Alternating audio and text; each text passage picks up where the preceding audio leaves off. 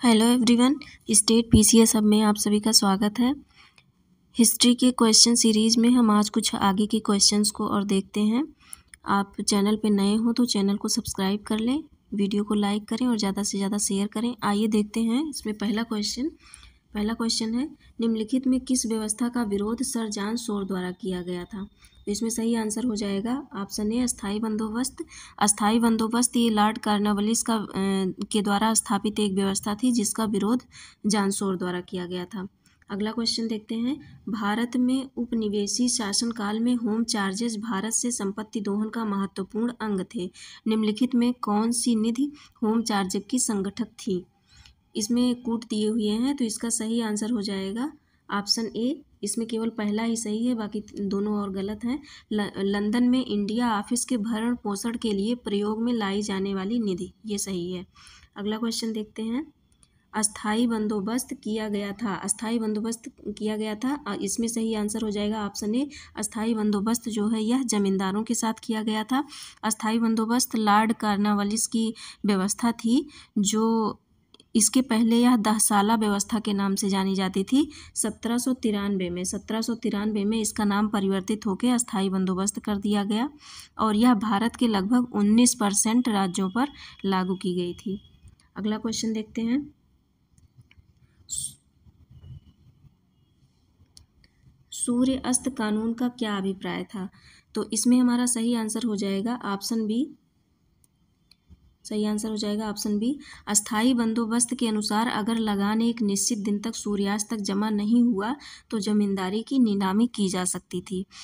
Cornwallis का जो अस्थाई बंदोबस्त कानून था, इसके अनुसार यदि पूर्व निर्धारित तिथि के सूर्यास्त तक सरकार को लगान नहीं दिया जाता था तो जमींदारी नीलाम हो जाती थी। अगला क्वेश्चन देखते हैं, poverty and un British rule in India नामक पुस्तक किस वर्ष प्रकाशित हुई थी। इसमें 4 ऑप्शन है, 2 ऑप्शन ऊपर हैं, तो इसका हमारा सही आंसर हो जाएगा ऑप्शन सी 1901 में। यह जो है दादा भाई नौरोजी द्वारा एक उत्कृष्ट रचना थी। इसका प्रकाशन लंदन में 1901 में किया गया था। इस किताब में उन्होंने ब्रिटेन के द्वारा भारत से पूंजी के निष्कासन के बारे में चर्चा की थी। अगला क्वेश्चन देखते हैं, इसमें सूची 1 को सूची 2 से सुमेलित करना है। इसका सही आंसर हो जाएगा ऑप्शन सी। जोनाथन डंकन का संबंध जो था वो बनारस का अस्थाई बंदोबस्त से था। टॉमस मुनरो रैयतवाड़ी बंदोबस्त से संबंधित थे। कॉर्नवालिस बंगाल की अस्थाई व्यवस्था, हार्ट मैकेंजी महालवाड़ी बंदोबस्त से।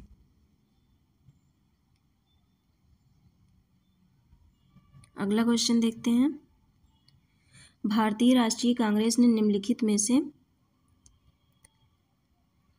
में से किस अधिवेशन के निकासी के सिद्धांत को औपचारिक रूप से स्वीकार किया था। तो इसमें हमारा सही आंसर हो जाएगा ऑप्शन डी।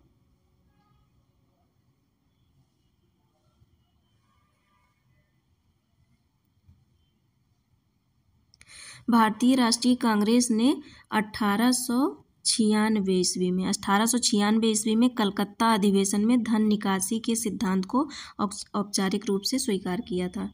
अगला क्वेश्चन देखते हैं, भारत में अनेक व्यक्तियों में से 3 भारतीयों ने 1870 से 1905 के दौरान भारत पर ब्रिटिश राज्य का ज्वलंत आर्थिक विश्लेषण किया था। वह कौन कौन थे।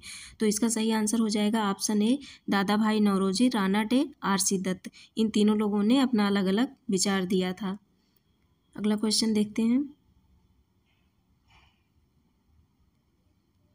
1859 से 60 में दिगंबर विश्वास और विष्णु विश्वास ने किस आंदोलन का नेतृत्व किया था। तो इसमें हमारा सही आंसर हो जाएगा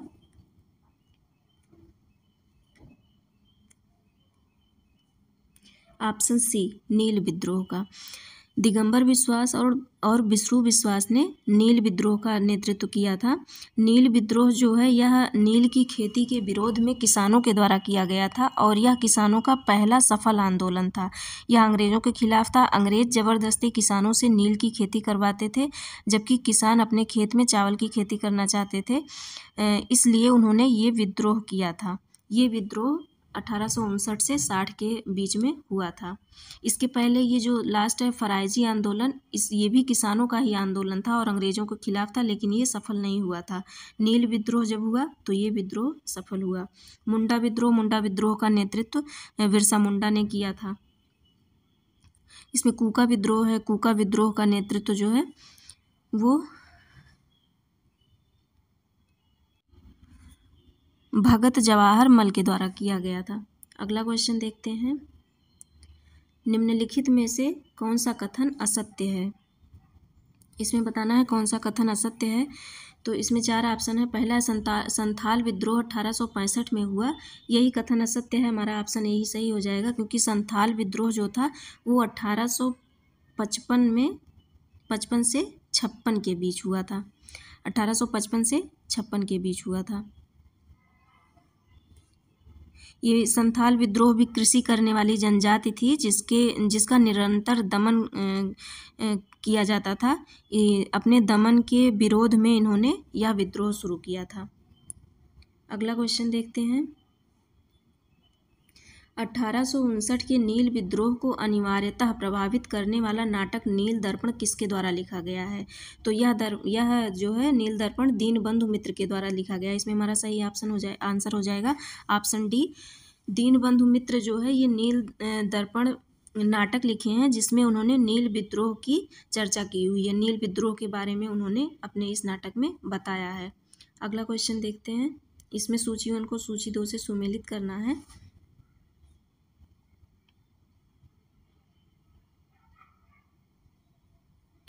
इसमें हमारा सही आंसर हो जाएगा ऑप्शन बी। अगला क्वेश्चन देखते हैं। निम्नलिखित में से कौन सी जनजातीय विद्रोह का सामान्य कारक था? तो इसका जनजातीय विद्रोह का सामान्य कारक इसमें कौन सा था, ये हमें देखना है।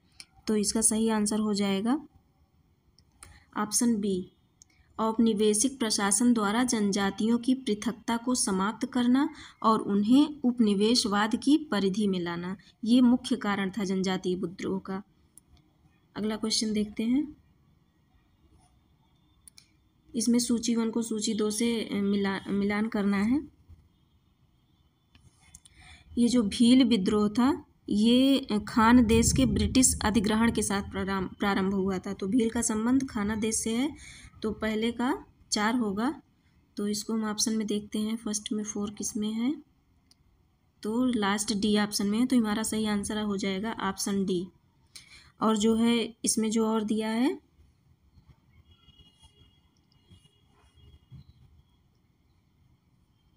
दूसरा है कोली जनजाति थी, इसके द्वारा विद्रोह सह्याद्री पर्वतीय क्षेत्र में हुआ था। चुआर विद्रोह जो था वो 1766 में पश्चिमी बंगाल तथा बिहार में हुआ था।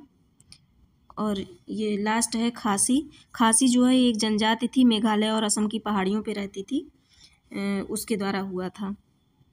अगला क्वेश्चन देखते हैं।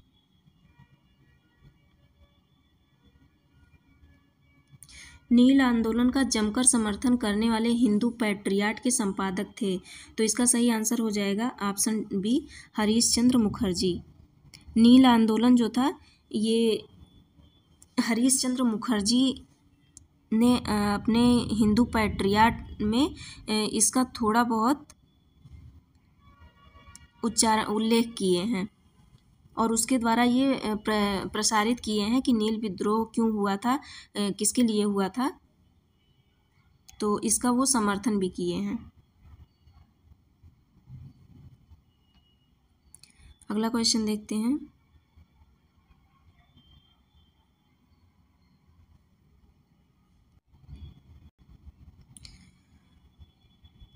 भारत में किसान आंदोलन के बारे में निम्नलिखित में से कौन सा कथन सही नहीं है?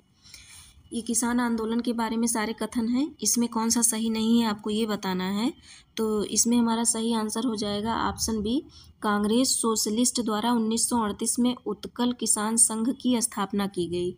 तो ये गलत है, इसका सही आंसर होगा उत्कल किसान संघ का गठन मालती चौधरी ने 1935 में।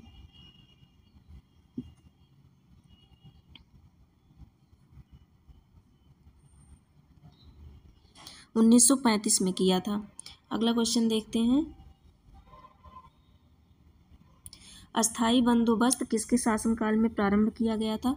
तो इसका सही आंसर हो जाएगा ऑप्शन बी, लॉर्ड कॉर्नवालिस। अस्थाई बंदोबस्त लॉर्ड कॉर्नवालिस के समय में प्रारंभ हुआ था। अगला क्वेश्चन देखते हैं, अवध में एका संगठन संबंधित था। तो यह इसमें सही आंसर हो जाएगा ऑप्शन सी, किसानों से। यह किसानों से संबंधित था। एका आंदोलन जो था यह अवध के किसानों द्वारा 1921 से 1922 तक 21 से 1922 के बीच में चला था। यह हरदोई, बहराइच, सुल्तानपुर, बाराबंकी और सीतापुर क्षेत्र में केंद्रित था। इसके जो मुख्य नेता थे वो मदारी पासी और सहदेव थे। ये दोनों ही निम्न जाति से थे और यह आंदोलन का मुख्य कारण था अत्यधिक लगान और गैर कानूनी रूप से खेत को छीनना था। अगला क्वेश्चन देखते हैं, ताराशंकर बंदोपाध्याय के उपन्यास गण देवता में निम्न में से किस प्रथा का पतन प्रदर्शित किया गया है। तो इसमें हमारा सही आंसर हो जाएगा ऑप्शन सी, जजमानी प्रथा का। ये जजमानी प्रथा जो थी इसमें कारीगर अपने उत्पादन का एक निश्चित भाग गांव के किसान परिवार को देते थे और बदले में फसल का कुछ हिस्सा लेते थे। तो इनके उपन्यास गण देवता में 1920 से 1930 दशक के पश्चिम बंगाल के जिलों में स्थित गांव के जीवन का चित्रण किया गया है। अगला क्वेश्चन देखते हैं,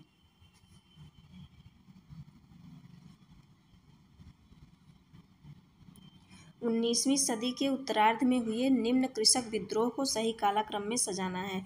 इसमें ये विद्रोह कब कब हुए हैं इनको एक पैटर्न में लगाना है।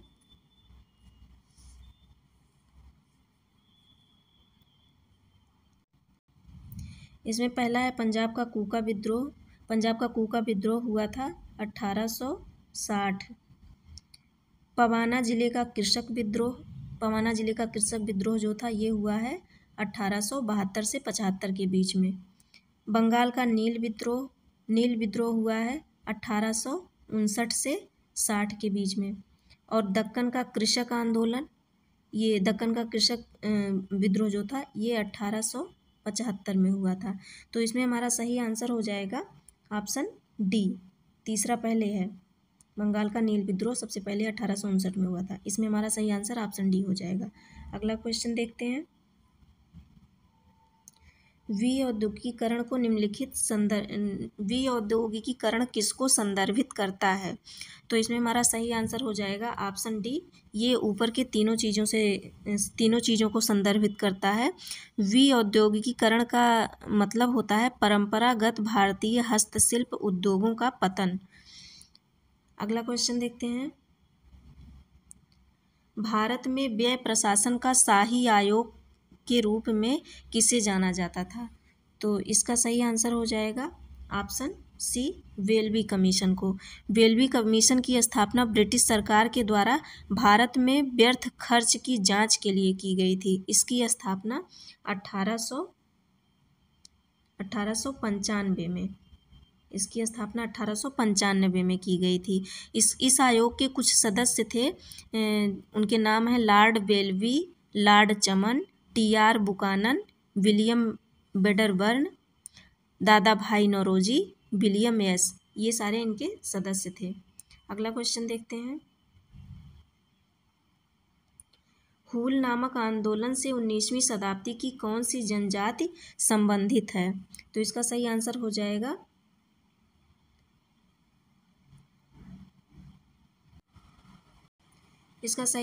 जाएगा ऑप्शन सी, संथाल। 1857 के विद्रोह के पहले हूल क्रांति अंग्रेजों के विरुद्ध संथाल परगना में हुई थी। यह विद्रोह संथाल आदिवासियों द्वारा किया गया था। तो यह और इसका मेन नेतृत्व जो है वो संथाल विद्रोह का नेतृत्व सिद्धू और कान्हू नामक 2 संथालों ने किया था। अगला क्वेश्चन देखते हैं।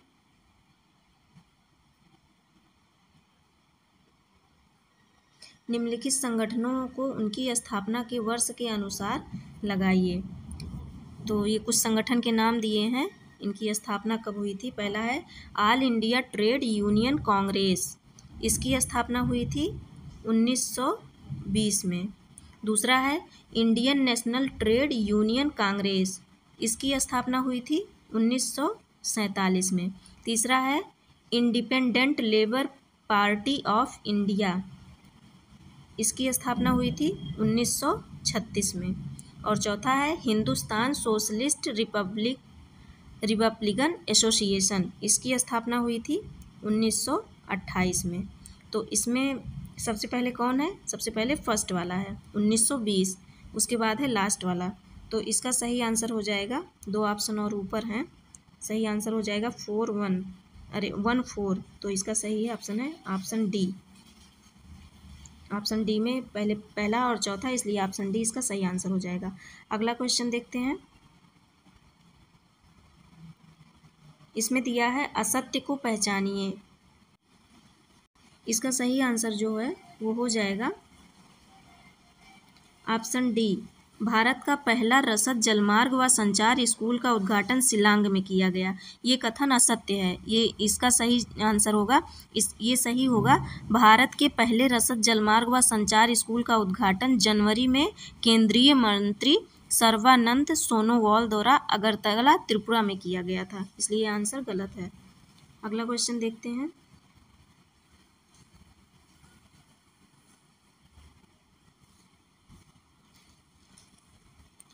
इसमें भी असत्य को पहचानना है कि इसमें कौन सा गलत है। तो इसका हमारा सही आंसर हो जाएगा ऑप्शन सी। 3 जनवरी को राष्ट्रपति द्रौपदी मुर्मू ने चंडीगढ़ में संविधान उद्यान का उद्घाटन किया, ये गलत है। 3 जनवरी 2023 को राष्ट्रपति द्रौपदी मुर्मू ने जयपुर में संविधान उद्यान का उद्घाटन किया था। इसमें चंडीगढ़ दिया है तो ये चंडीगढ़ गलत है, चंडीगढ़ की जगह जयपुर होगा। अगला क्वेश्चन देखते हैं। कौन सुमेलित नहीं है, इसमें बताना है कि कौन सुमेलित नहीं है।